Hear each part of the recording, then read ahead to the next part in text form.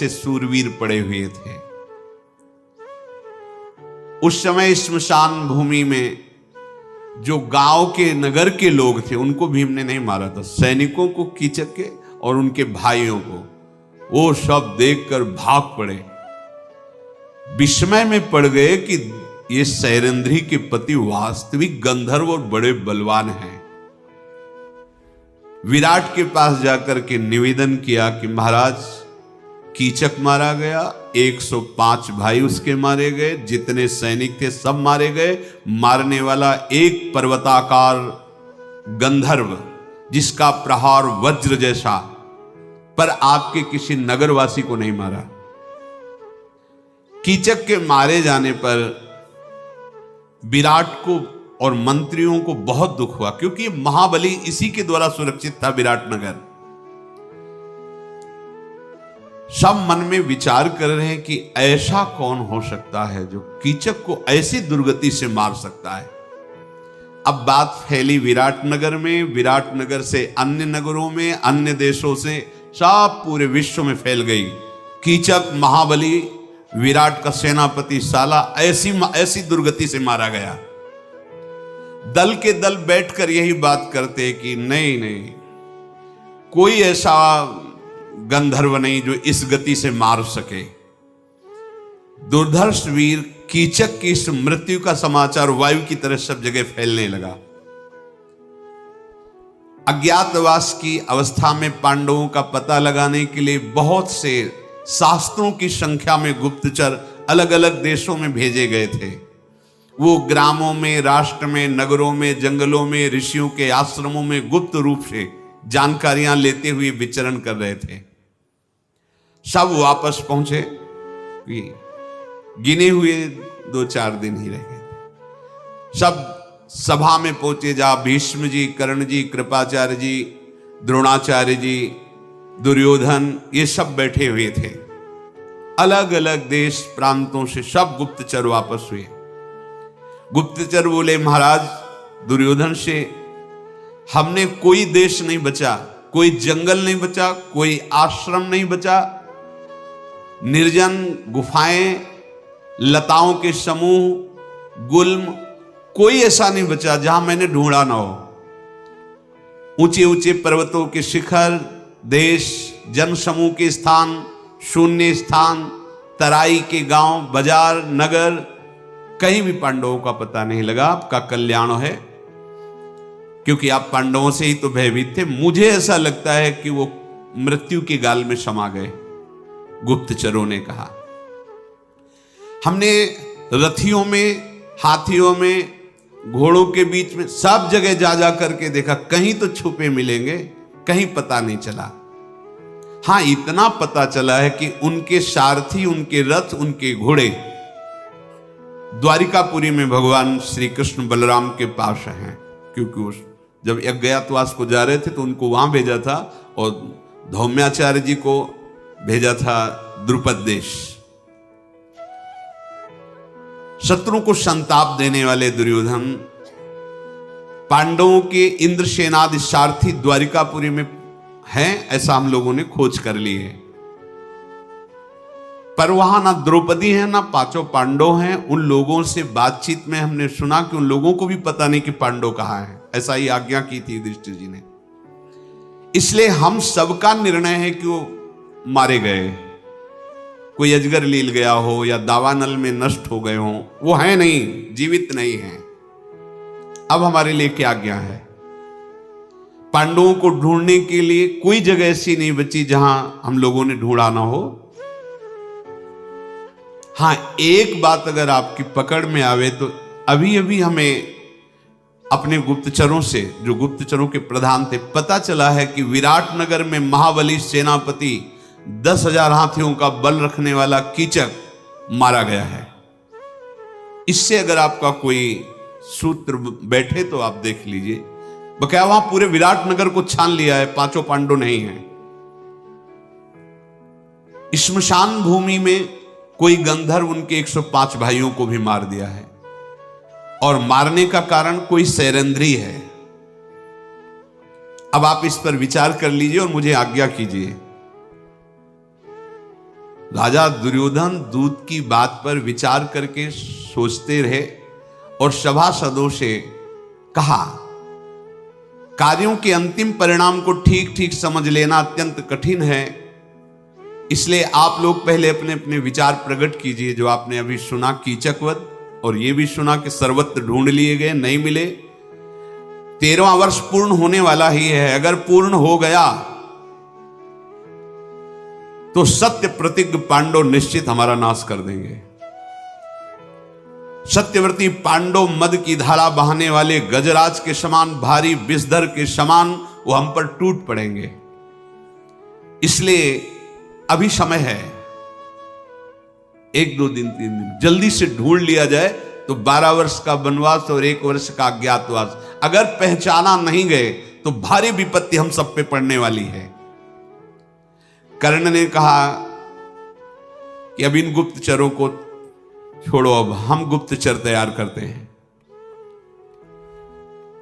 ये और जन समुदाय में तो जाए, पर ये सन्यासी, महात्मा, सिद्ध, इनके आश्रमों में भी जाए, सबसे विनय पूर्वक पूछे, सेवा भावना करके कि आप ध्यान के द्वारा देखो पांडव कहां हैं। ऐसा पाप भावना में अनुरक्त रहने वाले दुशासन ने कहा कि जैसा कर्ण कह रहे हैं, इन्हीं के विश्वास पात्र गुप्तचरों द्वारा पता लगाया जाए, जल्दी से पांडवों की खोज की जाए। घूम घूम करके गुप्तचर शीघ्रगामी घोड़े के द्वारा जाकर पता लगाए, कहीं ना कहीं तो पांडव होंगे ही। और अगर कहीं ऐसा जैसा समाज में बताया गया कि अजगर लील गया या दावानल में, तो फिर मुझे कोई चिंता की बात नहीं, क्योंकि मेरा राज्य फिर निष्कंटक है। द्रोणाचार्य जी ने कहा, मूर्खता की बात मत करो। जो धर्मशील है, जितेंद्रिय है, कृतज्ञ है, धर्मात्मा है, ऐसे युधिष्ठिर को कोई अजगर ले जाए, दावानल जला दे, ऐसे शब्द भी उच्चारण मत करो। मैं अपने अनुभव की बात कहता हूं, इस समय काल की भी सामर्थ्य नहीं कि पांडवों को नष्ट कर दें। पांडव हैं, सुरक्षित हैं जहां भी हैं। खूब सोच विचार कर लो, विलंब किया तो सब मारे जाओगे। धैर्य पूर्वक विचार करो, उनकी पता लगाओ। शुद्ध चित्त, गुणवान, सत्यवान, नीतिवान, पवित्र, तेज के पुंज, धर्म का साक्षात स्वरूप युधिष्ठिर को कोई मार सके, अभी ऐसा समय नहीं आया है। इसलिए मेरी बात जल्दी सोचो, ब्राह्मणों को, गुप्तचरों को, सिद्धों को जल्दी भेजो और पता लगाओ। अगर समय पूरा हो गया तो फिर एक ही उपाय है, युद्ध, दूसरा उपाय नहीं है। भरतवंशियों में श्रेष्ठ पितामह भीष्म जी ने कहा, वेद शास्त्रों के ज्ञाता, तत्वज्ञानी, धर्मों का रहस्य जानने वाले आचार्य द्रोण जो बोल रहे हैं, परम सत्य बोल रहे हैं। पांडवों का बाल भी बांका नहीं कर सकता, ना अजगर ना दावानल। क्यों? क्योंकि भगवान श्री कृष्ण का वो दासत्व स्वीकार किए। ये महाभागवत भीष्म जी ने कहा कि उनका कोई बाल बांका, धर्म रता नित्यम केशवानुगता सदा, वो सदैव धर्म में रहते हैं और केशव भगवान श्री कृष्ण के अनुगत हैं, शरणागत है। उनको कोई मार सके ऐसा नहीं हो सकता। पांडव अपने धर्म और पराक्रम से सुरक्षित है, जल्दी खोज करो। 13वां वर्ष बीतने ही वाला है। तुम लोगों की जो धारणा बन रही है ना कि वो मारे गए, अजगर लील गया, ऐसा कुछ नहीं, पांडव सुरक्षित है। मैं पहचान बता रहा हूं, उस पहचान के अनुसार खोजो।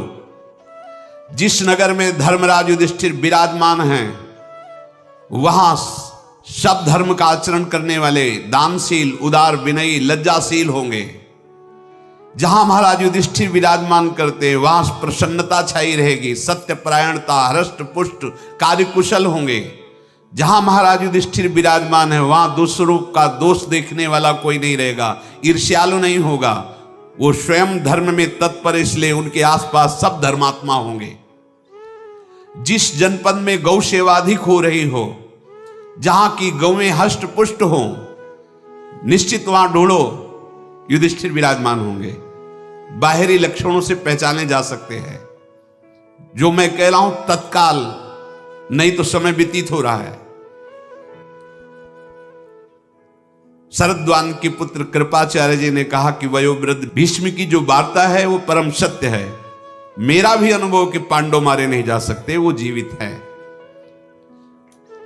जिसे सम्राट बनने की इच्छा हो उसे शत्रु की अवहेलना नहीं करनी चाहिए। दुर्योधन, पांडवों को साधारण मत समझो। भेष बदलकर जैसे हो, बहुत कम समय रह गया, तत्काल उनकी जो अवधि समाप्त होने वाली, उनको ढूंढ लिया जाए। अज्ञातवास का समय पूर्ण ही हो गया ऐसा समझो, और पूर्ण हो गया तो कुंती के महाबली अति पराक्रमी महात्मा पांडव सर्वनाश मचा देंगे, कोई रोक नहीं सकता। इस प्रकार सबने अपनी अपनी सलाह रखी। दुर्योधन बहुत बुद्धिमान था, विवेकवान नहीं, बुद्धिमान। जैसे कल बताया था, बुद्धि तो बहुत है, विवेक नहीं है। वो शांत बैठा रहा, सबकी बात सुन करके उसने कहा ध्यान देकर मेरी बात सुनो। पूरे मृत्यु लोक में, पूरे राक्षसों में, दैत्यों में 4 महाबली हैं। पूरी मृत्यु लोक में और दैत्यों में, जो इंद्र के समान बल धारण करते हैं। बल में उनकी समानता करने वाला पृथ्वी में कोई नहीं है, न दैत्य लोक में कोई है। बराबर बलशाली 4 हैं। भगवान शेषावतार बलदेव जी, और पराक्रमी मद्राज शल्य, और महान पराक्रमी भीमसेन, और चौथा ये कीचक। ये 4 महाबली हैं। बलराम जी अगर मारते कीचक को तो ये बात फैल जाती, क्योंकि द्वारिका से वो चढ़ाई करते। बलराम जी ने मारा नहीं। शल्य आते तो उनकी सेना विराटनगर पर आक्रमण करती, शल्य आए नहीं। चौथा कीचक मारा गया है तो बचे भीमसेन। भीम ने ही मारा, मेरा पक्का निर्णय है। ये सभी बलशाली एक दूसरे को जीतने का बल रखते हैं, इसलिए मेरा पूरा का पूरा विश्वास है कि भीमसेन ने ही मारा है जो विराटनगर में कीचक मारे गए। पक्का निर्णय मुझे। पर जब तक पहचान साबित नहीं की जाएगी तब तक बात नहीं होगी। और वो सैरंध्री इतनी सुंदरी बताई गई, वो और कोई नहीं, द्रौपदी है। पक्का विश्वास है मेरा, कोई विचार करने की जरूरत नहीं है। द्रौपदी के निमित्त कीचक की बुद्धि बिगड़ी होगी, और भीमसेन ने गंधर्व का नाम रख करके उसको मार दिया है। कीचक मारा गया, भीमसेन ने मारा, पक्का। इसलिए बिना विचार के विराटनगर पर आक्रमण कर देना चाहिए। भीमसेन ऐसा पराक्रमी वीर है कि वहां रह रहा है और आक्रमण सह नहीं पाएगा। वो युद्ध में निकल आएगा, हम पहचान लेंगे। फिर 12 वर्ष का वनवास, 1 वर्ष का अज्ञातवास। पितामह भीष्म जी, द्रोणाचार्य, कृपाचार्य, कर्ण, सब एक साथ उसकी प्रशंसा की। बिल्कुल ठीक तुमने, ये सब एक पक्ष हो गया है। भोजन का बहुत बड़ा प्रभाव होता है। जैसा खाओ अन्न वैसा बने मन। जरूर जरूर दुर्योधन की प्रशंसा करने लगेगी। बहुत सुंदर विचार किया, पक्का ऐसा ही है। क्या करना चाहिए? अब हमें विराटनगर की तरफ तुरंत सेना सजा करके आक्रमण करना चाहिए। पहले गोधन, उनका गौओं का अपहरण करना चाहिए। पांडव जहां रहते हैं वहां कोई आक्रमण हो वो शांत नहीं बैठ सकते, क्योंकि वीर पुरुष हैं, वो कोई कायर नहीं है। जहां वो हमारे सामने आएंगे हम पहचान लेंगे। जहां पहचान लिए तो हमारा संकट दूर हो जाएगा। त्रिगर्त देश के राजा महाबली सुशर्मा भी वहां बैठे हुए थे, जिनको बहुत बार कीचक ने पीट पीट के भगाया था। कीचक मारा गया। अब उनकी जलन विराट पर थी, तो उन्होंने कहा कि मुझे आदेश करो, एक तरफ से हम अपनी सेना सहित आक्रमण हो, दूसरी तरफ से आप घेर लो विराटनगर को। कर्ण ने दुर्योधन से कहा, बहुत सुंदर बात, दोनों तरफ की चढ़ाई में जरूर पांडव निकल पड़ेंगे और हम उन्हें पहचान लेंगे। बलपूर्वक कीचक ने बहुत से राजाओं को सताया है। मत्स्य नरेश बहुत बार जो विजय प्राप्त की वो कीचक के बल से, विराट में इतने सामर्थ्य नहीं है। चलो तत्काल सेना को सजाने का आदेश करो, ठीक अवसर है। विराट के यहां रत्न धन सब हम ले लेंगे, बंदी बना लेंगे विराट को और सब आपस में बांट लेंगे, गोधन रत्न आदि सब। इसलिए सेना को सुसज्जित किया जाए, कई टुकड़ियों में बांट दिया जाए। पितामह भीष्म, आचार्य द्रोण, शरद्वान पुत्र कृपाचार्य, ये सब ने स्वीकृति दे दी, हां ऐसा ही किया जाए। जिधर आक्रमण का निश्चय किया गया, कौरव के सैनिक उधर तैयार होकर चलने लगे। सुशर्मा ने त्रिगर्त के साथ अर्थात अपने देश के सैनिकों के साथ जो दिशा निश्चित की गई उधर चल पड़े। भयानक सेना कौरवों की, अरे जिसमें भीष्म जी, द्रोणाचार्य जी, कृपाचार्य जी, अश्वत्थामा, कर्ण आदि, और सुशर्मा भी बहुत बलवान, सब विराट नगर की तरफ चल पड़े। सप्तमी की तिथि को अग्निकोण की तरफ से सुशर्मा ने चढ़ाई की और अष्टमी को निश्चित किया गया था कौरव दूसरी तरफ से आक्रमण करके जो उनकी गौशालाएं थी पहले गोधन का अपहरण करेंगे। 13वां वर्ष भली भांति पूर्ण हो चुका जब ये नगर में चढ़ाई के लिए पहुंच गए। अब इसमें समय लगा, पूरे अज्ञात वर्ष का समय पूर्ण हो गया है। व्यतीतः समयः सम्यक वसताम वै पुरोत्तमे, पूरा समय हो गया। ये युद्ध प्रारंभ होने के पहले ही समय, 1 वर्ष का अज्ञातवास सम्यक पूरा हो गया। सुशर्मा ने वेग से आक्रमण किया और लाखों गौवें विराट की अपने अधिकार में कर ली। बड़ा कोलाहल मच गया, धूल उड़ रही थी। जितने भी गोपगण बलवान रक्षा में थे, कहां उस राजा की सेना और कहां गोपगण, पर गोपगणों ने रक्षा का प्रयास किया, पर उन सैनिकों के भाले, मूसल, फरसे, भिंदीपाल, इन सब अस्त्रों के प्रहार से वो छिन्न भिन्न हो रहे थे। ग्वाले भयभीत होकर के भागे और महाराज विराट की सभा में जाकर के कहा कि सावधान हो जाइए, आपकी गौओं का अपहरण त्रिगर्त देश के नरेश सुशर्मा ने आक्रमण करके अपने अधीन कर लिया और बहुत से ग्वालों, जो सेवा करने वाले ग्वाले, उनको मार दिया गया है। आप जल्दी अपने गौ रक्षा कीजिए।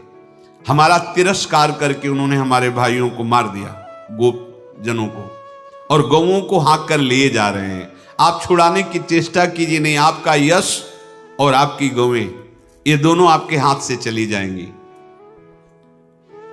राजा तो एकदम घबरा गए। तत्काल, ये पहले से पता हो तो तैयारी होती, रथ, हाथी, घोड़े, पैदल सबको तत्काल आदेश किया सैनिक तैयार हो जाएं।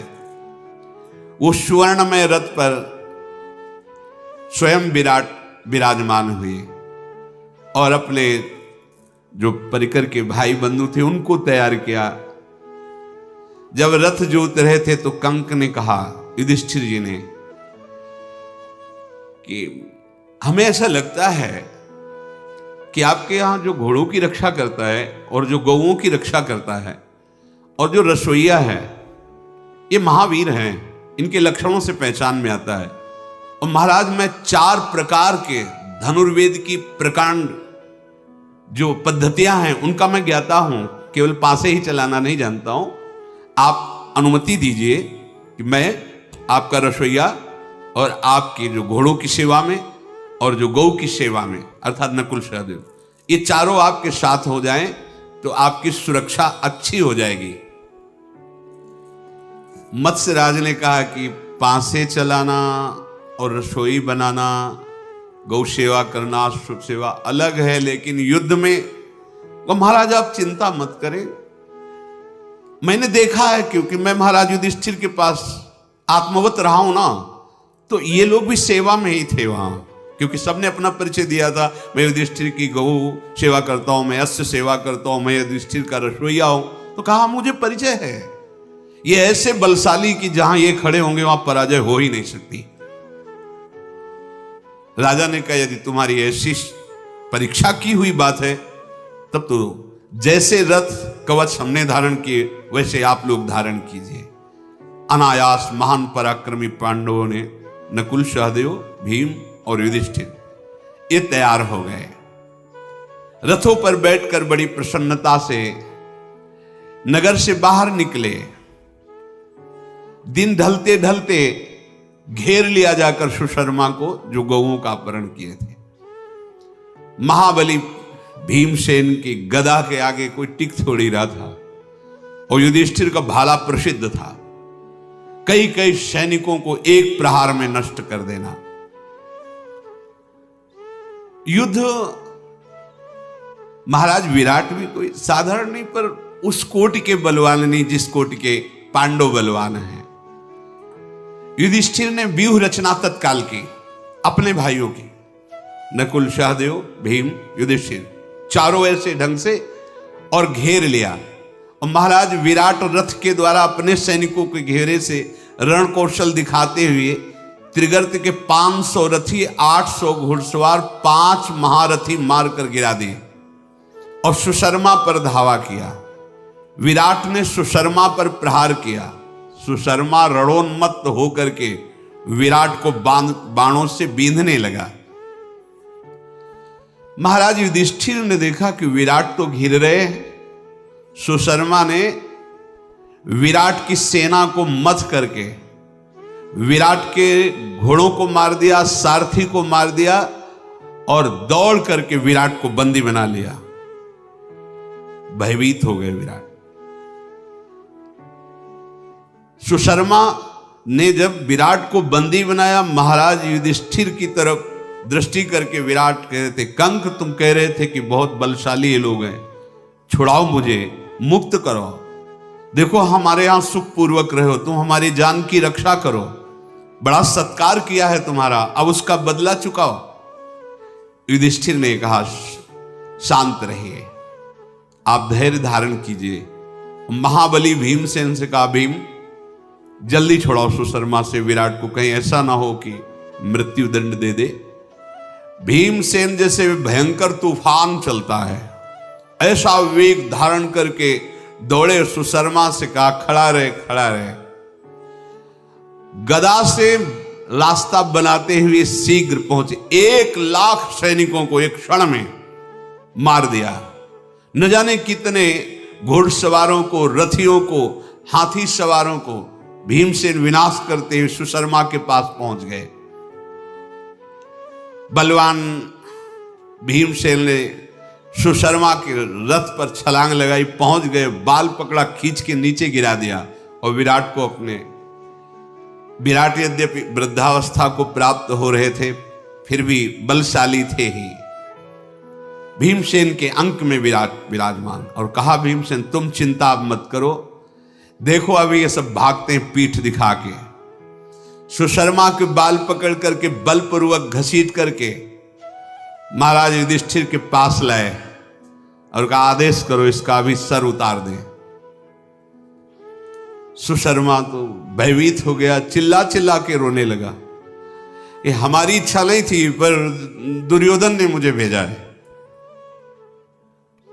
गला दबा के कहा भीमसेन ने सुशर्मा का कि अब दुर्योधन सहित तू भी यमराज के पास जाएगा, वहीं तू जाके सलाह करना। युधिष्ठिर जी बड़े दयालु है। युधिष्ठिर जी नहीं नहीं नहीं, इसको मारो मत, नहीं नहीं मारो मत। कहा आप जहां होता है वहां आप छोड़ देते हो, वही बाद में अपने लिए काल बनता है। जयद्रथ को छुड़वा दिया था मुंडन करवा के, वही तपस्या करके भगवान शंकर से वरदान मांगा था, एक दिन में पांडवों पर विजय प्राप्त, कहा अर्जुन को छोड़ के। अब इधर तो ये पता नहीं था कि दुर्योधन भी चढ़ाई कर रहे हैं। यहां आनंद पूर्वक रात्रि व्यतीत कर रहे हैं। अब दिन में चलेंगे और दूतों से कहा कि नगर में जा कह दो विजय सी प्राप्त हुई है, बड़े उत्सव मनाए जाएं। इधर दुर्योधन, क्योंकि सप्तमी को ये युद्ध सुशर्मा और अष्टमी को उनका था, वो पूरे द्रोणाचार्य, भीष्म पितामह, बड़े बड़े महापुरुष, अरबों की संख्या में सब। एक दूत भाग करके आया और कहा कि लाखों गौओं को अधीन बनाते हुए कौरव सेना विराट नगर की तरफ बढ़ रही है, और ये सब पांडव, नकुल सहदेव, भीम, युधिष्ठिर, विराट और सेना, ये त्रिगर्त सुशर्मा की सेना को परास्त करके उधर ही पड़ाव डाले हुए, नगर में नहीं है। भाग करके नगर में आया तो राजकुमार उत्तर केवल नगर की रक्षा में थे, और ये बहुत ही सुकुमार तत्व समझो, बहुत ही सुकुमार थे। ज्यादातर ये महल में ही रहते थे, दास दासियां और पत्नियां उनके बीच में हंसी मजाक हो ऐसे रहना, और अपनी बड़ाई मारते रहते थे। इस बीच में तो ग्वाला भाग करके आया और उसने कहा राजभवन में जाकर के देखो, वहां तो युद्ध हो रहे हैं और ये विनोद कर रहे हैं अपनी स्त्रियों से, दासियों से, ऐसे बैठे हंसी मजाक। महाराज की जय हो। उत्तर से, उत्तर ने कहा हाँ, क्या सूचना लाए हो? बोले उधर तुम्हारे पिता युद्ध में, इधर कौरवों की सेना आ चुकी है और आपके गोधन का अपहरण करके विराट नगर की तरफ बढ़ रही। राजकुमार, आप तो महाबली है ना? उसने कहा हाँ, महाबली तो हूं ही। तो बोले आप कौरवों की सेना को रोकिए, चल के परास्त कीजिए, चल करके आप अपने गोधन को छुड़ाइए और नगर की रक्षा के लिए। अब स्त्रियों के सामने क्या कहे? कुछ लोग ऐसे होते हैं जो वीरता स्त्री और बच्चों के बीच में, और जब वीरों के सामने पहुंचते हैं तो पसीना आ जाता है। उन्होंने कहा कि युद्ध तो मैं कर सकता हूं कौरवों से, भीष्म से भी कर सकता हूं, मैं सुयोग्य हूं, इस समय मैं राष्ट्र का स्वामी हूं, क्योंकि महाराज युद्ध में गए तो पूरा अधिकार मेरे हाथ में है। अगर मेरे पास कोई उत्तम सारथी होता तो मैं अर्जुन जैसी वीरता दिखा सकता था। तो सैरंध्री द्रौपदी जी वही थी, देखा ऐसे और कहा अर्जुन जैसी वीरता दिखा सकते? बोले सैरंध्री, तो तुम हमें छोटा मोटा वीर समझती हो? बोले नहीं, मैं तो महावीर समझती हूं तुमको, लेकिन अर्जुन को कभी देखा है? कहा देखा नहीं पर सुना है, मैं अर्जुन जैसी वीरता दिखा सकता हूं अगर सारथी मिल जाए। उत्तर ने स्त्रियों के बीच में अपनी बड़ाई, मैं सावली, बड़ी उत्साहजनक प्रशंसाजनक बातें की। उस ग्वाले ने कहा महाराज यहां बैठ के प्रशंसा करने का समय नहीं, सेना आगे बढ़ती चली आ रही, आप कुछ कीजिए। उन्होंने कहा कोई सारथी होता तो चल देते, अब सारथी कोई नहीं है, हमारे योग्य सारथी चाहिए। युद्ध के लिए तो मैं पूर्ण समर्थ हूं, पर सारथी चाहिए। जैसे वज्रधारी इंद्र दानवों को भयभीत करते हैं, वैसे मैं शांतनु नंदन भीष्म को, दुर्योधन को, द्रोणाचार्य को, कर्ण को, अश्वत्थामा को, सबको भयभीत कर दूंगा। बृहन्नला दूर खड़ी थी, हंस रही थी देख देख के कि अभी देखा नहीं होगा तुमने भीष्म आदि को, इसलिए ऐसा। मेरे सामने क्या 2 मुहूर्त में सबको परास्त कर दूंगा। जब ऐसी वो डींग हाक रहे थे तो सैरंध्री नजदीक आई और कहा राजकुमार, आपकी बातें सुन के तो आपको ऐसा लगता है विश्व के अद्वितीय वीर आप हैं। हां, तुम्हें कोई संशय? तो बोले आप कुछ वीरता भी तो दिखाए ना, बार बार ग्वाला कह रहा है कौरववंशी है, सारथी नहीं है कोई, इसलिए नाचना ना आता हो। तो बोले आंगन टेढ़ा है इसलिए मैं नाच नहीं सकता, वैसे तो मैं बहुत अच्छा नाच लेता हूं। हाँ, सैरेंद्र ने कहा सारथी की व्यवस्था मैं कर दूं, जो खांडो प्रस्थ को जलाने वाले गांडीव धनुषधारी अर्जुन हैं, उसी के बल से खांडो प्रस्थ जला, ऐसा सारथी। कौन है? अपने घर में रहने वाली ये बृहन्नला, ये सारथी बोलेगी, राजकुमारियों को नचाती ये सारथी। मान लो, द्रौपदी ने कहा जो सैरेंद्र थी, मान लो कि साक्षात अर्जुन ही है, ऐसी कला इसमें है। अगर ऐसा है तो देख लो प्रयास करके, राजी हो। अब तो डर लगने लगा कि सारथी भी मिल रहा है। जिन दिनों अर्जुन की सहायता भगवान श्री कृष्ण दावानल रूप महान खांडोवन को जलाया, तो यही थे प्रधान, यही थे जिसे बृहन्नला समझ रहे हो, यही सारथी थे। उत्तर ने कहा वैसे इसको सारथी बनाना तो मुझे शोभा नहीं देगा कि एक नपुंसक सारथी हो, पर अगर तुम्हें अनुभव है ऐसा तो तुम देख लो, बात करो। द्रौपदी ने कहा हमारी तो बात हो गई है, क्योंकि हम वहां थी जब महाराज युधिष्ठिर के यहां ये सारथी थे ना, तो वहां मैं सेवा में रहती, मैंने देखा है इनका बल, आप आदेश करो, तैयार करें। उत्तर ने कहा तो फिर भी मेरा बल देख लेना, अगर सारथी मिल गया तो कौरव हार गए निसंदेह। सैनेंद्री ने कहा कि अपनी बहन से बोलो कि जाके प्रार्थना करे बृहन्नला से। तो उत्तर ने उत्तरा से कहा बहन तुम जाओ और प्रार्थना करो कि वो हमारी सारथी बन जाए। उत्तरा नजदीक गई और अर्जुन से प्रेम पूर्वक बोली, बृहन्नले हमारे राष्ट्र में बड़ा संकट उपस्थित हो चुका है, पिताजी दूसरी दिशा में युद्ध में हैं और कौरव पक्ष बहुत बलवान आक्रमण करते, और मेरे भैया बड़े वीर हैं, आप उनकी सारथी बन जाएंगे बस थोड़े दिन के लिए। अभी उनका सारथी नहीं है इसलिए वो ऐसा कह रहे हैं। बृहन्नले अगर सारथी बन गई तो युद्ध कला में मेरे भैया कितने प्रवीण ये तुम देख लोगी। उत्तरा ने कहा सुना है तुम अर्जुन के सारथी रहे हो। होगा हाँ मैं सारथी रहा हूं, तुम्हारी इच्छा ऐसी है तो ठीक है मैं स्वीकार करता हूं। राजकुमार तैयार हो, तुम कवच बांधो, धनुष लो और मैं सारथी के पद पे बैठता हूं। घोड़ों की लगाम संभाली, बैठ गए। अब वो तो सर्वगुण संपन्न साक्षात गांडीव धनुषधारी अर्जुन है, देर नहीं लगा सामने पहुंचा दिया। वो खड़े होके जे ही देखा भीड़ तो कांपने लगे, पसीना आ गया, बैठ गए और कहा बृहन्नला देखो हम स्त्रियों के बीच में तो बोल के आ गए, मेरी सामर्थ्य नहीं कि मैं खड़ा रह सकूं। अरे बोले महाराज आप तो बड़ी वीरता की बातें कर रहे थे, अभी तो हमने परिचय ही नहीं दिया। देखो वो श्वेत वस्त्र धारण जो किए हुए खड़े हैं वो कुरुवंश के पूजनीय भीष्म पितामह हैं, वो द्रोणाचार्य है, विराट कुमार, ऐसे ऐसे बता रहे। और वो कूदे रथ से भाग पड़े, जब पीछे मुड़ के देखा तो है ही नहीं, दौड़ करके उन पे चोटी संभाली, साड़ी कमर में बांधी, दौड़ करके पकड़ करके लाए और कहा ये वीरों को शोभा देता है, तुम क्या जाके महल में बात करोगे। बोले मुझे जीवित रहना है, मुझे मरना नहीं है ऐसे महावीरों से। देखो तुमने प्रतिज्ञा की है, तुम्हें जाने तो दूंगा नहीं, युद्ध करना पड़ेगा तुम्हें, क्योंकि मैं जिसका सारथी बनता हूं उसको कभी परास्त का मुख नहीं देखना पड़ता, पराजय का। गौओं को बिना वापस लौटाए और इन सब कौरवों को परास्त किए बिना हम तुम्हें जाने नहीं देंगे। सैरेंद्री ने तुम्हें विश्वास दिलाया था कि मैं बहुत कार्यकुशल योद्धा हूं, आप चिंता न करो, जिसके साथ मैं होता हूं वहां विजय होती है।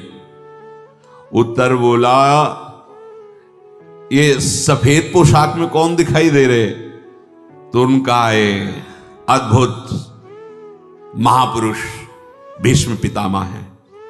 आयों का मत्स्य देश की तरफ रथ मोड़ो, इनको तो देखा नहीं जा रहा, ऐसे दुर्धर्ष दिखाई दे रहे। गांवें चली जाएं, विराटनगर चला जाए, मुझसे से कोई परवाह नहीं, मेरे प्राण बचाओ। ऐसा कह करके बाण सहित धनुष फेंक करके राजकुमार उत्तर रथ से कूदे और भयभीत होकर भाग पड़े। बृहन्नला पीछे से कहती जाए राजकुमार वापस आ जाओ, ये छत्री का कार्य नहीं है पीठ दिखा के भागना, अभी तो युद्ध किया ही नहीं, तुम भयभीत होकर भाग रहे हो, ये उत्तम बात नहीं है। ऐसा कहकर कुंती नंदन अर्जुन रथ से कूद पड़े और दौड़ करके बड़ी शीघ्रता से राजकुमार को पकड़ा, अपनी अजानबाहु लंबी लंबी भुजाओं में बांध लिया और कहा तुम्हें जाने नहीं देंगे, तुम्हें युद्ध करना होगा। वो चिल्ला चिल्ला के रोने लगे, मुझे छोड़ दो। अर्जुन को हंसी आ रही थी, इतना वीर बन रहा था, अभी तो युद्ध की बात सुनकर इसकी हालत ऐसी हो रही। अर्जुन की जब छाती से लगा, जब अर्जुन ने ऐसे तब उनको लगा कि ये मेरे हृदय में एक अपार बल सा आ रहा है, जैसे राख में छिपी हुई आग, ऐसे ही ये बृहन्नला के भेष में कोई तेजस्वी महापुरुष है। उत्तर को ऐसा अनुभव हो रहा है, निश्चय ये कपट वेशधारी कोई महापुरुष है, साधारण नहीं है। मालूम होता है कि ये किसी कार्य के निमित्त से ऐसा वेश धारण किए हुए हैं। और कौरवों ने जब उत्तर को पकड़ने के लिए दौड़े थे तो अर्जुन को जो चाल, उनका दौड़ना, ये देखकर आपस में सलाह करने लगे, ये तो साक्षात अर्जुन है। निश्चय निश्चय ये जो राजकुमार उत्तम को अपनी बाहों में भरे हुए ये गांडीव धनुषधारी अर्जुन है। सैनिकों ने कहा कि जैसा श्री कृष्ण का बल, बलराम का बल संग्राम भूमि में होता है, ऐसे ही ये जो नपुंसक का वेश धारण किए हुए हैं, इनकी बाहुओं में दिखाई दे रहा है, पक्का ये अर्जुन है। अर्जुन ने ऐसे उत्तर को पकड़े हुए और एक हाथ से उसके बाल पकड़े हुए थे, लाए रथ पे बैठाला। उत्तर रोते हुए विलाप करते हुए बोला, बृहन्नले तुम जो कहोगे मैं तुम्हें दे दूंगा, जितने मोहरे कहोगे, जो जो कहोगे, हमें छोड़ दो, बस हमें छोड़ दो, मैं जीवित रहना चाहता हूं, मरना नहीं चाहता। सुनो, मैं 100 मोहरे दूंगा तुम्हें और स्वर्ण जटित बहुत से वैदूर्य मणि, ये सब तुम्हें दूं, तो मुझे छोड़ दो, मुझे जाने दो। अर्जुन ने कहा कि अगर ज्यादा रोना धोना करोगे तो आप सुन लो, हमें गुस्सा आ जाएगा, चुपचाप बैठो। भय से आतुर शुद्ध बुद्ध खो करो अर्जुन के पास बैठे। महावीर कौरवों के पक्ष में है। देखो तुम मेरे बाहुबल से सुरक्षित हो, तुम्हें बिल्कुल इन वीरों से नहीं डरना चाहिए। मैं बड़ा दुर्धर्ष वीर हूं, तुम्हें परिचय नहीं इसलिए तुम घबरा रहे हो। दुर्गम है ये, जितनी सेना तुम देख रहे हो अकेले मुझे पार नहीं कर सकती कौरवों की सेना। तुम केवल मेरे सारथी बनकर बैठे रहो, मैं तुम्हें बताता रहूंगा कैसे चलाना है, कहां पहुंचाना है। देखो तुम ये ना समझो कि मैं केवल बोल ही रहा हूं, मेरे प्रहार को ना भीष्म जी सह पाएंगे और ना द्रोणाचार्य जी सह पाएंगे, ना कृपाचार्य। शांत रहो, तुम भयभीत मत हो। बार बार अर्जुन की तरफ देख रहा है। भीष्म जी, द्रोणाचार्य जी, कौरव महारथी, ये सब एक बार में चिल्ला पड़े, ये अर्जुन ही है, ये नपुंसक वेश में अर्जुन ही है, दूसरा कोई नहीं है। भरद्वाज नंदन श्री द्रोणाचार्य जी बोले, देखो देखो, जैसे प्रचंड वायु किसी से नहीं रुकती, ऐसे ये अर्जुन किसी से रोके नहीं रुकेगा। ये नपुंसक वेश में समस्त शस्त्रधारियों में श्रेष्ठ मान नरुदर मेरा प्रिय शिष्य अर्जुन ही है, मैं पहचान गया इसके नेत्रों से, इसकी चाल से। संदेह मत करो, ये अर्जुन ही है। ये वो शत्रुओं को संताप देने वाला महापराक्रमी सव्यसाची मेरा शिष्य है, जिसके सामने खड़े होने पर कोई देवता, कोई लोकपाल, कोई असुर युद्ध में पीछे नहीं लौटा सकता। इसलिए सावधान हो जाओ सब। कर्ण ने कहा, आचार्य आप तो अपने शिष्य के गुणों का ही वर्णन करते रहते हैं, कभी हमारी तरफ भी देख लिया करे। ये अर्जुन कुछ नहीं है, ये दुर्योधन केवल आदेश करें, हमारी 16वीं कला के बराबर भी नहीं है। दुर्योधन ने कहा, वाह मित्र, तुम ही एक ऐसे जो मेरा हृदय शीतल कर देते हो। अंगराज, अब तो कोई चिंता की बात नहीं, क्योंकि अर्जुन को पहचान लिया गया है। अब इन्हें 12 वर्ष का वनवास और 1 वर्ष का अज्ञातवास पुनः भोगना पड़ेगा। इधर अर्जुन ने कहा रथ घोड़े की लगाम संभाल और वो समी वृक्ष उसके समीप ले चल। विराट कुमार उत्तर वहां पहुंचे, उतर रथ से, चढ़ जाए समी वृक्ष पर, और मेरा धनुष इसमें रखा हुआ है, भीम की गदा, महाराज का भाला और भी अस्त्र शस्त्र सब रखे हुए हैं। तुम इस समय गांडीव धनुष उससे निकालो, जिसका भार कोई भी धनुष नहीं सह सकता। बड़े बड़े गजराजों की सेना को एक बार में विनाश करने की सामर्थ्य गांडीव धनुष रखता है। मेरी बाहुओं में जो बल है ये तुम्हारे धनुष तिनके के समान है, ये सह नहीं पाएंगे मेरी बाहुओं को। मेरा धनुष निकालो गांडीव। उत्तर देख रहे तुम्हारा गांडीव, अभी तो तुम कह रहे थे अर्जुन के सारथी, फिर गांडीव धनुष तो अर्जुन का है। बोले इसमें युधिष्ठिर जी के, भीम के, नकुल के, सहदेव के भी अस्त्र शस्त्र रखे हुए हैं, इसमें हमारा कवच भी रखा हुआ है। लाखों धनुष मिलकर के भी हमारे गांडीव धनुष की समानता नहीं कर सकते। चढ़ो इस पे। वो दूर से लाश दिखाई दे रही, हम राजकुमार, कोई लाश ढोने वाले थोड़ी कि हम चढ़ जाएं। हम नहीं चढ़ेंगे, हम अपवित्र हो जाएंगे। अर्जुन जी ने कहा राजकुमार ये लाश दूर टंगी है, वो जहां एक खोखा सा बना हुआ है उसके अंदर है धनुष, तुम जाओ, परम पवित्र है वो स्थान, डरो मत। मैं ऐसी कोई आज्ञा नहीं करूंगा जो तुम्हारे कुल के विपरीत हो। अर्जुन के ऐसा कहने पर विवश होकर रथ से उतरकर समी वृक्ष पर गए और वहां पत्तों और तृणों में लिपटे हुए अस्त्र रखे हुए थे, नीचे उतारा। बहुमूल्य रत्नों से जटित उन सब अस्त्रों को देखा तो अर्जुन जी ने एक धनुष को कहा इसके पत्ते और तृण हटाइए। जे ही हटाया तो ऐसे प्रकाशित हुआ मानो आग साक्षात मूर्तिमान तेजो रूप होकर। तेषाम विमुच्य मानानाम धनुषा मर्क वर्चसाम विनिश्चेरु प्रभा दिव्या ग्रहाणा मुद इश्वे। बोले ऐसा खोलने पर तेज प्रकट हुआ मानो समस्त ग्रह सूर्य आदि तेज एक साथ प्रकाशित हो गए हो। गांडीव धनुष। उत्तर के नेत्र चकाचौंध हो गए। उन्होंने कहा ये किसका धनुष है, इतना दिव्य, इतना चमकीला और इतना वजनदार, ये किस यशस्वी वीर का धनुष है, इसका नाम क्या है? बृहन्नले जो मैं पूछ रहा हूं ठीक ठीक उत्तर दीजिए। अर्जुन ने कहा राजकुमार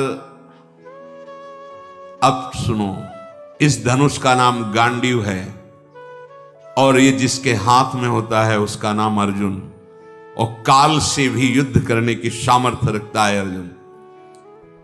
ये मेरे पास ही सदैव रहता था, कुछ समय के लिए, अज्ञात समय व्यतीत करने के लिए मैंने इसमें रख दिया था।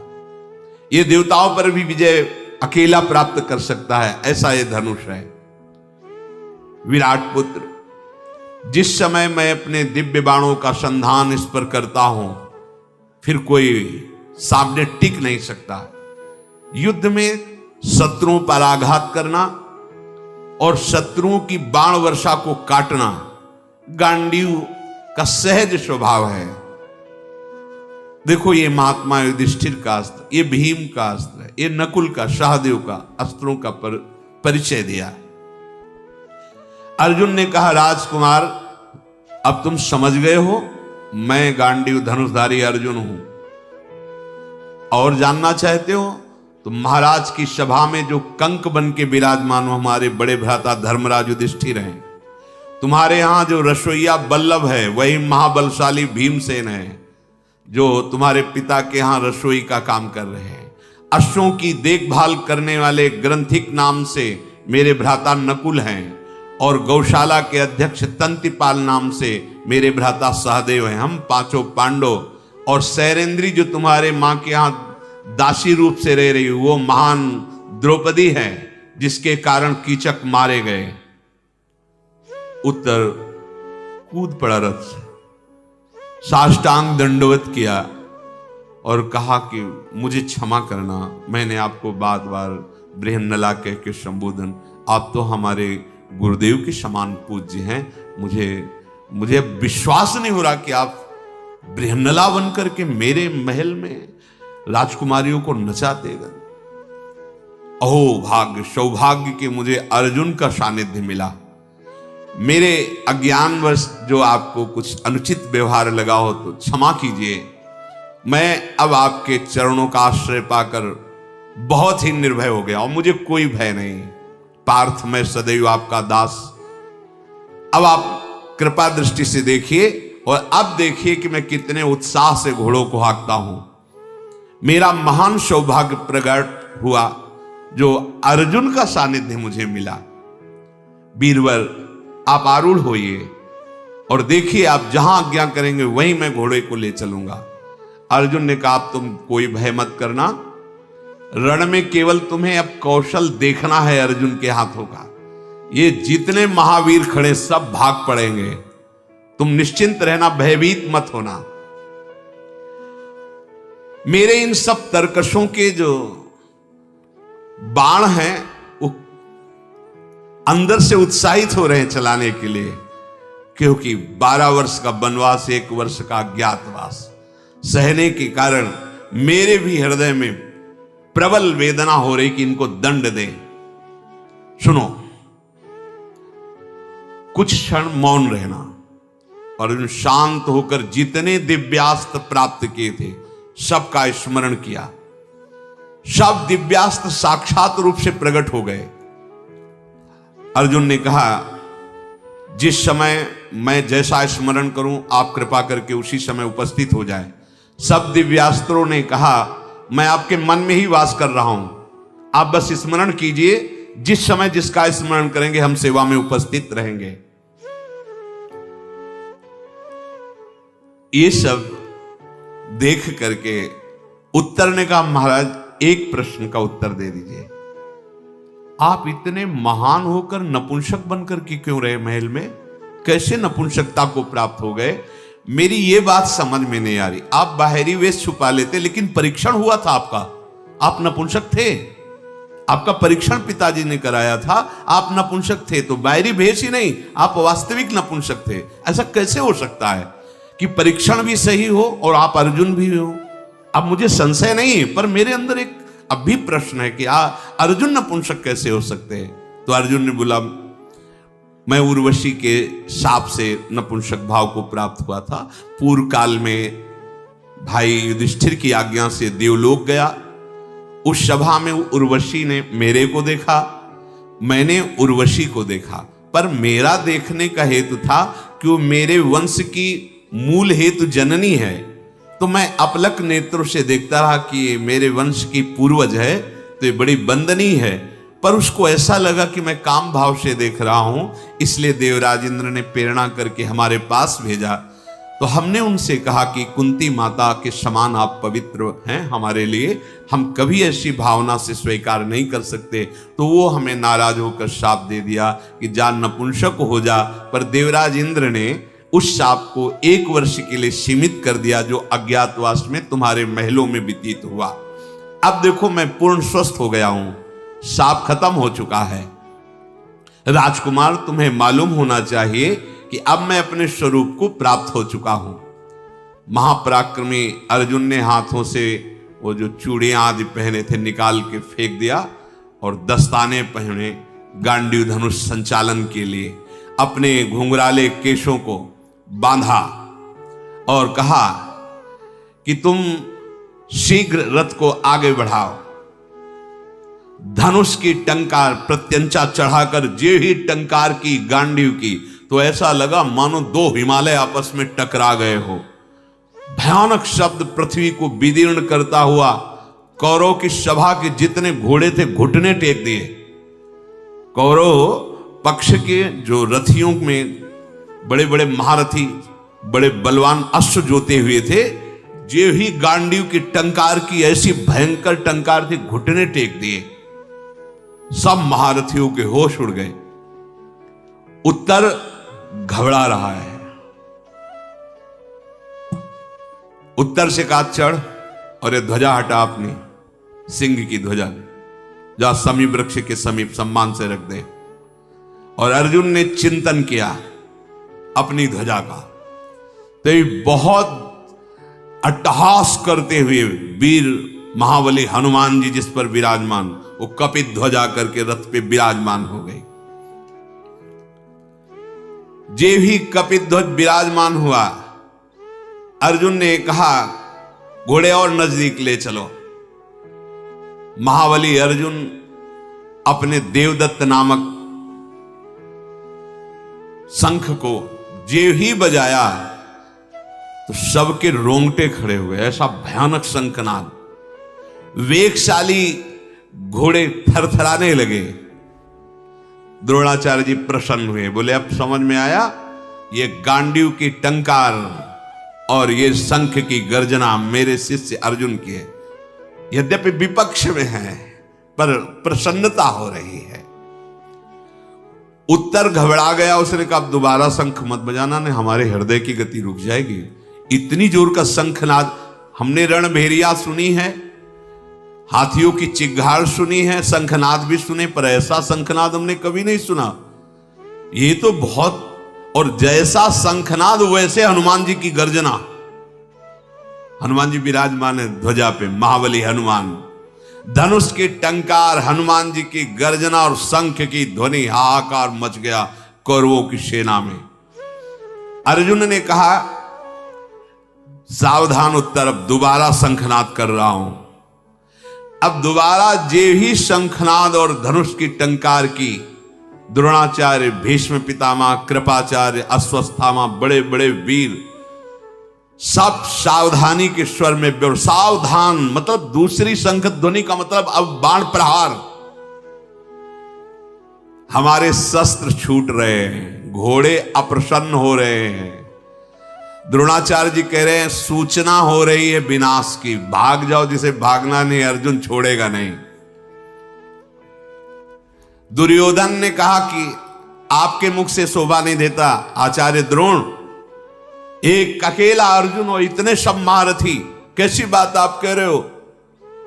कृपाचार्य, भीष्म पितामह, अश्वत्थामा, कर्ण और हमारे जैसे वीर जहां हैं, वो एक अर्जुन क्या कर लेगा।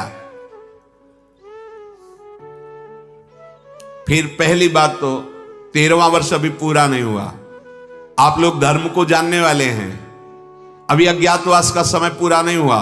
आप सब कहिए जान गए हैं कि अर्जुन है, वो स्वीकार करे, क्योंकि वो सत्य प्रतिज्ञा। अगर आप सब कहेंगे कि अज्ञातवास पूरा नहीं हुआ तो वो युद्ध नहीं करेंगे, 12 वर्ष का वनवास, 1 वर्ष का अज्ञातवास फिर स्वीकार कर लेंगे।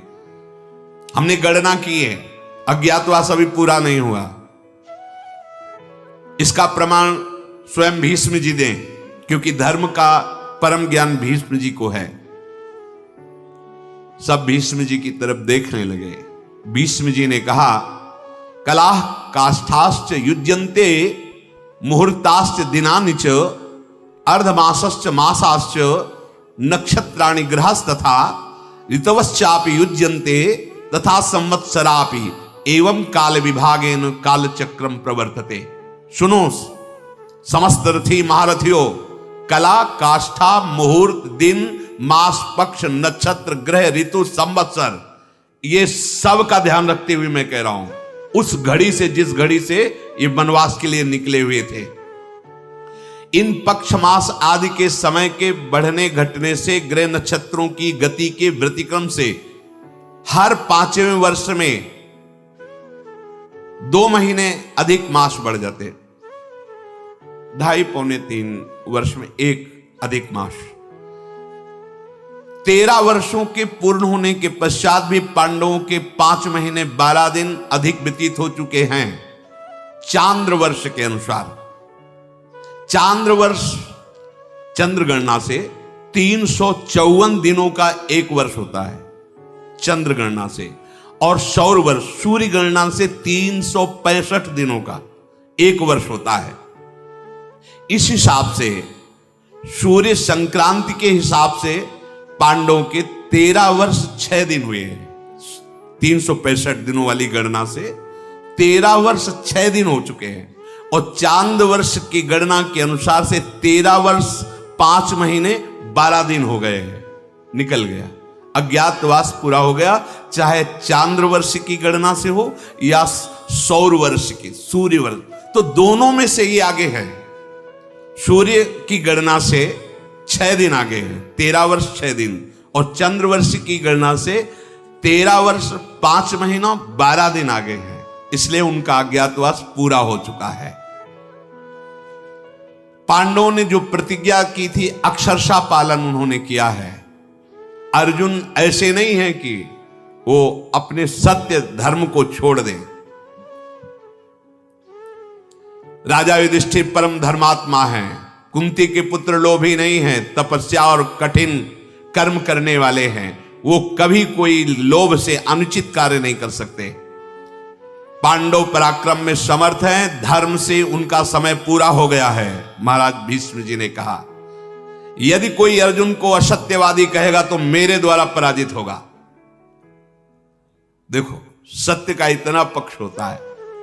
एक एक मुहूर्त तक की मैं गिनती करके कहता हूं, सूर्य के अनुसार 13 वर्ष 6 दिन और 5 वर्ष 12 दिन, 13 वर्ष 5 महीने 12 दिन चंद्र गणना के अनुसार। अब इसका कोई विरोध करे, साबित करे आकर। अगर उनको असत्यवादी कहता तो मैं मृत्युदंड दूंगा। अब तो सब शांत।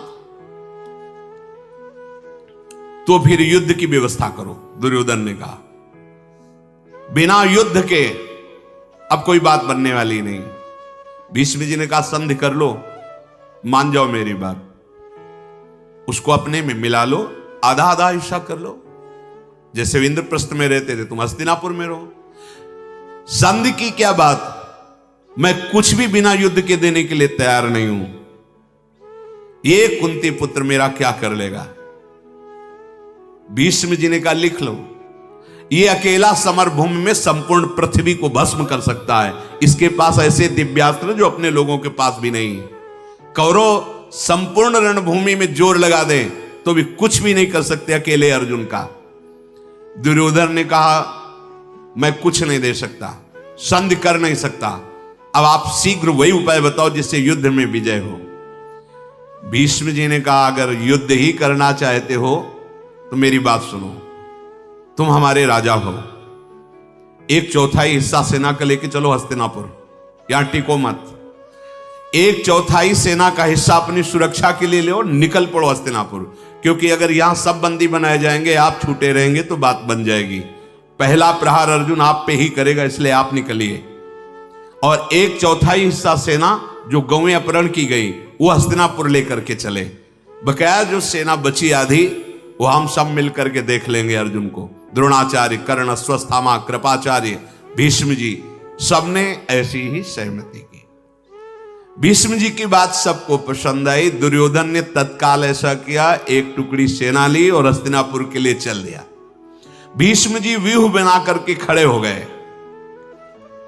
भीष्म जी आचार्य से कहा, द्रोणाचार्य से, आप बीच में खड़े हो, अश्वत्थामा वाम भाग में, कृपाचार्य सेना के दक्षिण भाग में, कर्ण कवच धारण करके सेना के आगे, और मैं संपूर्ण सेना की सुरक्षा के लिए पीछे खड़ा होता हूं। महान धनुर्धर ये सब वीर ऐसा व्यूह रचना की।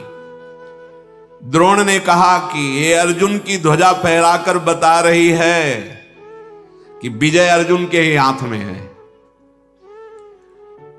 रथी अतिरथी महावीर जितने हैं सब सावधान हो जाए, क्योंकि गांडीव पर जिस समय बाण चढ़ेंगे तो संभालना मुश्किल हो जाएगा। ये देखो, मेरे 2 बाण चरणों में गिरे आके, 2 बाण कान के पास से गए। भीष्म जी, ये 2 बाणों से मेरा शिष्य मेरे को प्रणाम कर रहा है, और 2 बाणों से जो कान के पास गए आज्ञा ले रहा है। तो मैं आज्ञा देता हूं अपने शिष्य अर्जुन को कि वो मुझे भी युद्ध में परास्त करके विजय प्राप्त करे। यह है प्रणाली। गुरु विपक्ष में है पर मर्यादा युक्त, वहां जाके पैर नहीं छूना है, बाणों से चरण स्पर्श और बाणों से ही आज्ञा मांगना। अब तो नपुंसक का जो स्वरूप था वो तो हट गया। तो मानो देदीप्यमान ज्वाला अग्नि की या सूर्य, ऐसे अर्जुन चमकने लगे। किसी की सामर्थ्य नहीं हो रही थी कि एकाग्र दृष्टि से अर्जुन को देख सके। अर्जुन ने कहा, उत्तर ले चलो सेना के समीप। और उनसे जितनी दूर पर एक बाण फेंका जाता है उतनी दूर पर रुको, जरा मैं देखूं कौन कौन सामने विराजमान है। अर्जुन जी ने देखा दुर्योधन नहीं दिखाई दिया।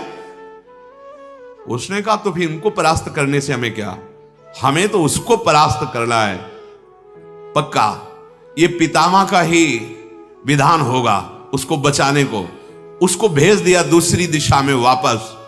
नहीं, इनको तो देख लेंगे, आचार्य द्रोण को, भीष्म पितामह को, अश्वत्थामा को, कृपाचार्य को, कर्ण को। पहले दुर्योधन को देखेंगे। ये दुर्योधन नहीं दिख रहा है, इसका मतलब है वो हस्तिनापुर का मार्ग पकड़ करके जा रहा है। तत्काल ले चलो दक्षिण दिशा की ओर। विराट नंदन, इस सेना को छोड़िए और इस मार्ग से चलिए जिधर दुर्योधन जा रहा। पहले मैं उससे युद्ध करूंगा, फिर लौट करके इन महारथियों को देख लूंगा। इस प्रकार अर्जुन की आज्ञा देने पर उत्तर ने अपने घोड़े मोड़े और जिधर हस्तिनापुर की तरफ घोड़ों को काबू करते हुए आगे बढ़ाया। थोड़ी देर में दिखाई दिया श्वेतवाहन अर्जुन को कि दुर्योधन अपनी सेना के साथ जा रहा है। इधर कृपाचार्य जी ने कहा सावधान, ये तो हम लोगों से लड़ा ही नहीं, हमारा तो सारा का सारा व्यू बेकार हो गया। वो तो जा रहा है दुर्योधन के पीछे और राजा की रक्षा करना हमारा कर्तव्य होता है। सब भागो। देवकी नंदन श्री कृष्ण के सिवा कोई इस समय अर्जुन के सामने नहीं टिक सकता, क्योंकि महान तेज से संपन्न ये अकेला युद्ध करके सबको परास्त कर देगा। अगर दुर्योधन की रक्षा नहीं की गई तो मारा जाएगा। गांव में प्रचुर धन जो हमने लूटा है वो तो छीन ही लेगा। अर्जुन उच्च स्वर में दुर्योधन के पास पहुंचे और कहा, सुन, ये कुंती पुत्र अर्जुन तुझे युद्ध के लिए ललकारता है। डरपोक, भागकर युद्ध भूमि से हस्तिनापुर की तरफ जा रहा, किसके बल से?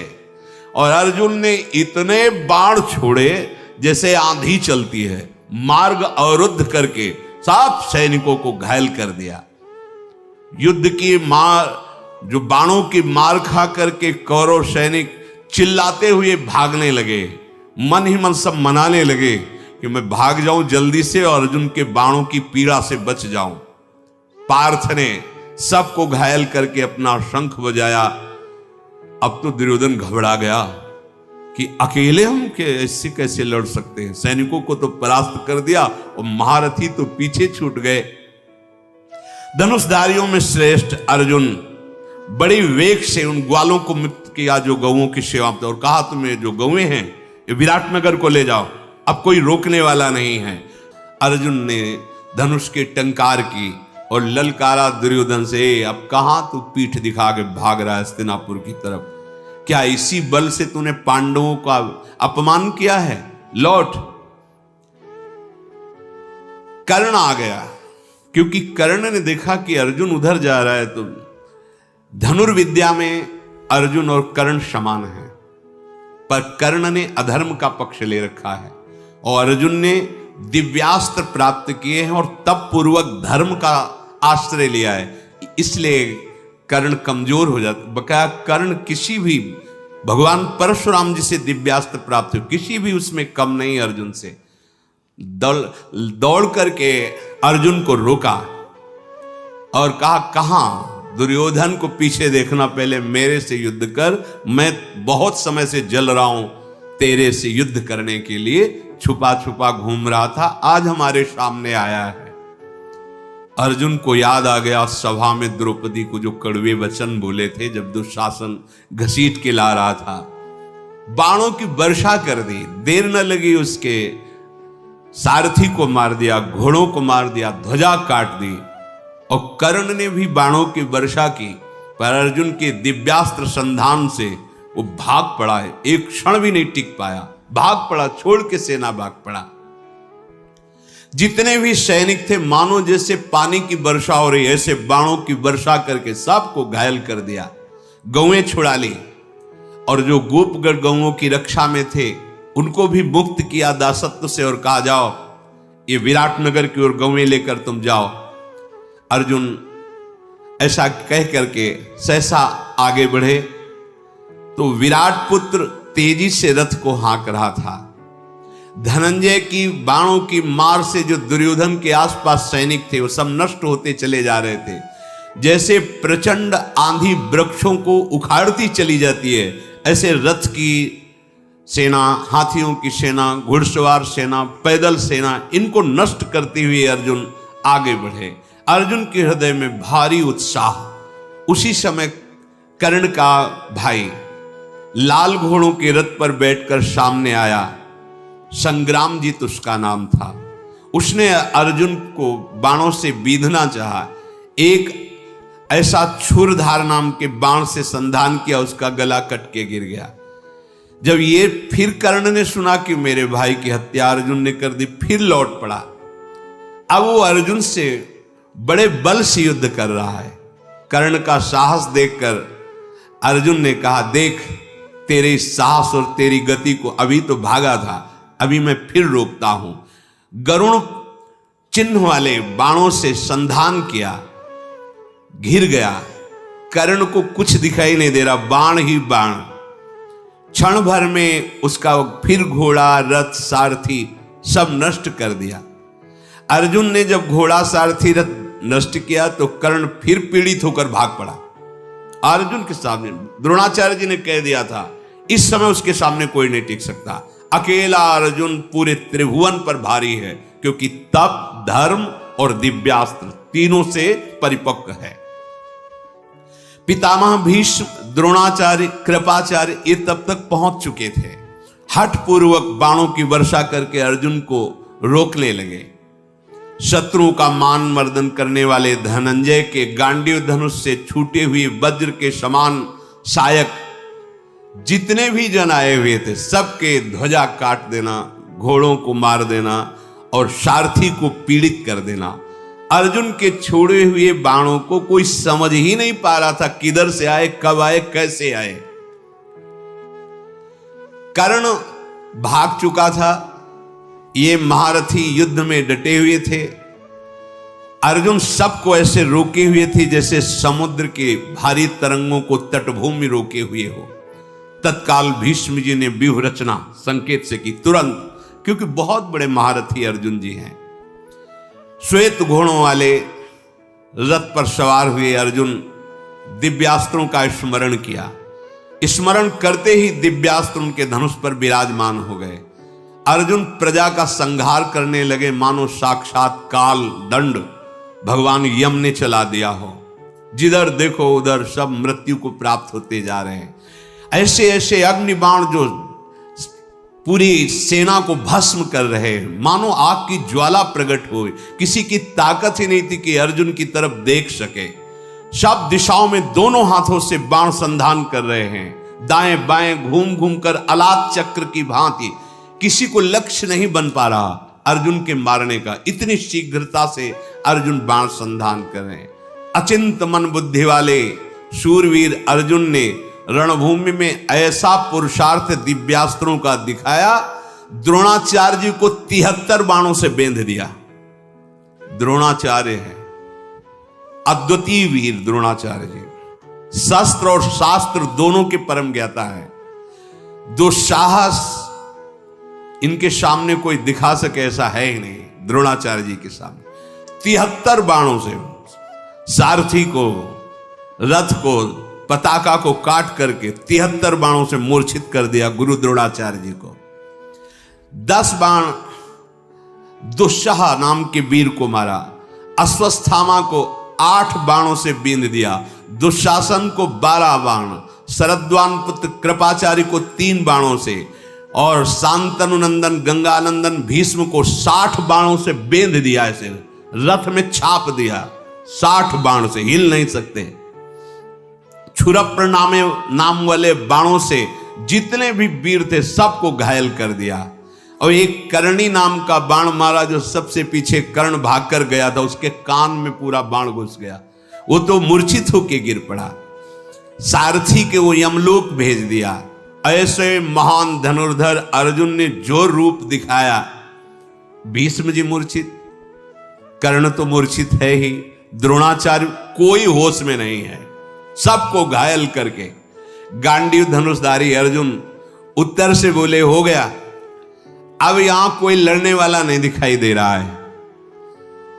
अश्वत्थामा, कृपाचार्य, माननी, बाल्मीक, सोमदत्त, ये कौरव के बड़े बड़े योद्धा, ये सब मूर्छित पड़े। जिसका वस्त्र चाहो उतार लाओ। राजकुमारी उत्तरा कह रही थी ना गुड़िया बनाने के लिए, जा उतार के लाओ। स्वर्णमाला से मंडित ध्वजा से शत्रुओं का तिरस्कार करने वाले अर्जुन, अब जिसको होश आता तो अर्जुन की तरफ नहीं बढ़ता, हस्तिनापुर की तरफ बढ़ता। मान लो जिसको चेतना जागृत हुई, रथी वो सारथी मरा हुआ पड़ा तो रथी ही रथात के भाग रहे हैं, कोई वहां नहीं। जब तक मूर्छित रहे वस्त्र जिन जिन के बकाया सब अर्जुन सिंहवत खड़े रहे। उस समय अर्जुन की तरफ लौटने वाला कोई वीर नहीं था।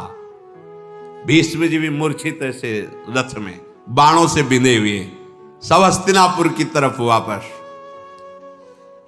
उत्तर से कहा, राजकुमार हो गया, तुम्हारी गौएं विराटनगर पहुंच गई, तुम्हारे शत्रु पीठ दिखा के, अब तुम आनंद पूर्वक नगर की ओर चलो। अर्जुन उस समय युद्ध में समस्त कौरव महावीरों को परास्त करके गोधन लौटा कर आ रहे हैं। कौरव दल के जो कुछ सैनिक वहां छुपे हुए थे वो भाग करके आए, अर्जुन के सामने अस्त्र रख करके घुटने के बल होकर के कहा, मुझे मारना नहीं, मैं आपकी शरण में हूं, आप धर्म का रहस्य जानने वाले हैं। आप अपने केश खोल दिए, अस्त्र रख दिए और शरणागत भाव में हो गए। सबके सब अर्जुन के आगे घबराए हुए बोले, मुझे मारना नहीं, मेरे प्राणों की रक्षा कीजिए, हम सदैव आपके द्वारा रक्षा पाने योग्य हैं।